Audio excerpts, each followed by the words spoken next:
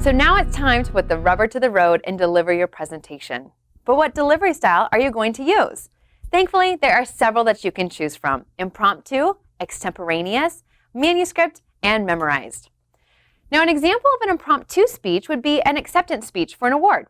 Imagine that you were just selected for an award at a business banquet, and now you have to get up and give a brief thank you speech. It might be nerve-wracking, but this is a great example of using an impromptu style. There's often very little planning associated with this style.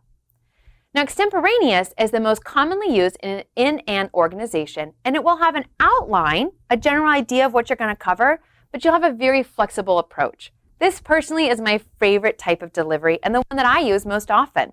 It allows you to really engage with your audience and adapt your communication and delivery based off of that feedback. The result is a really great interactive communication process. Now, a manuscript delivery is a presentation that is read directly from a script or note cards. An example is the many political speeches that you may have seen, or even the Academy Award introductions that we've sat through. In fact, I'm delivering a manuscript speech right now.